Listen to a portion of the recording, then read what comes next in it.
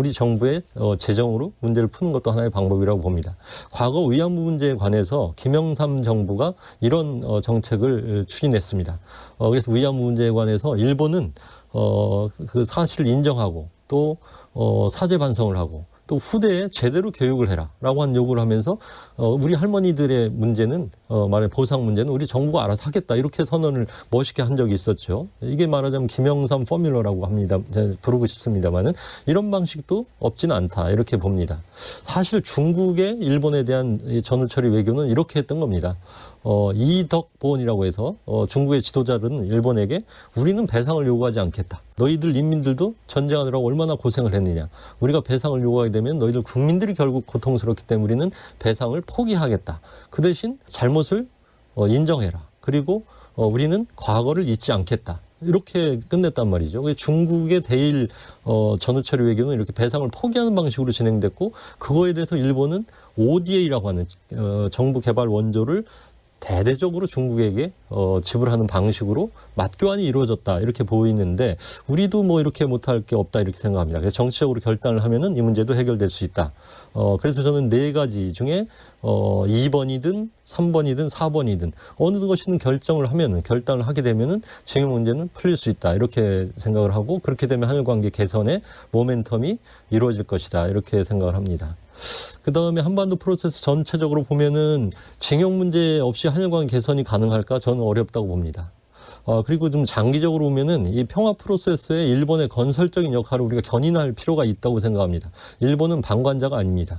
어떤 의미에서 한반도 평화 프로세스나 한반도 통일, 남북한 관계에 일정한 또 그 지렛대를 가지고 있는 게 일본입니다. 그렇게 해서 일본의 건설적인 역할을 우리가 견인하는 것이 대단히 중요하다 이렇게 생각하고 또 한일 관계에서 징용 문제는 잘 생각하면은 북일 관계 그대로 적용되는 측면이 있습니다. 그래서 우리가 징용 문제에 대해서 굉장히 그 높은 허들을 요구하게 되면은 북일 관계도 풀기가 어렵다고 봅니다.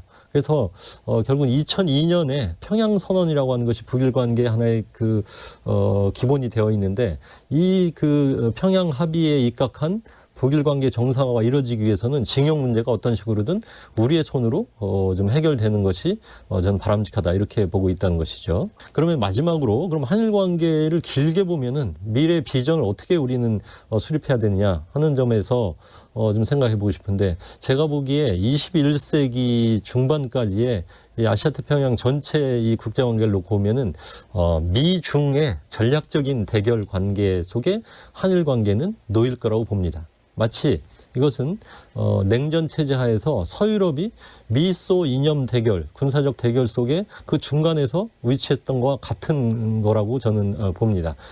상당히 아날로지를 해서 생각해 볼 수 있다는 것이죠. 그때 서유럽은 냉전 체제 하에서 미소가 대결하는 가운데서 어떤 일을 했느냐.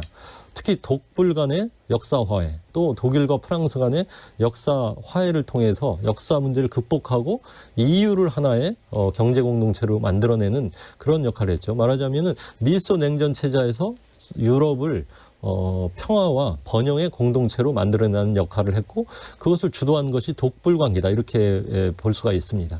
마찬가지로 21세기의 미중 관계는 점차 신냉전으로 달려갈 가능성이 높아졌습니다. 이미 미국과 중국은 전략적인 경쟁을 넘어서서 대립하는 구도로 가고 있는 상황입니다. 그런 입장을 생각하면 한국과 일본은 똑같은 처지에 있는 것이죠. 더 나가서 생각하면 동남아시아, 호주, 인도도 마찬가지죠. 미중의 전략 대결 속에 그 사이에 끼어 있는 중간자적인 위치라는 것이죠. 이렇게 보면은 과거 서유럽이 역사 화해를 통해서 경제 평화 번영과 편화의 공간을 만들었던 마찬가지로 한일이 손을 잡고 역사 문제를 극복하고 아시아 태평양 전체를 평화롭고 번영된 공간으로 만들어 나가는데 주역이 될 수 있다 이렇게 생각합니다. 이런 관점에서 일본하고의 관계를 재정립하는 것이 우리의 21세기의 큰 대외 전략의 한 그 근본이 되지 않을까 저는 이렇게 생각하고 있습니다.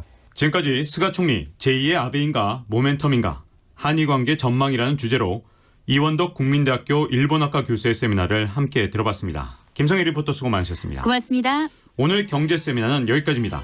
끝까지 함께해 주신 여러분 대단히 고맙습니다. 지금까지 박종훈 기자였습니다.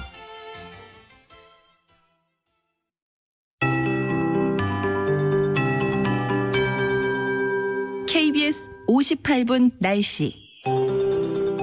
아침 안개가 걷히고 시정이 좋아진 듯하지만 일부 충청 지방을 중심으로 먼지 안개 현상이 나타나고 있고요.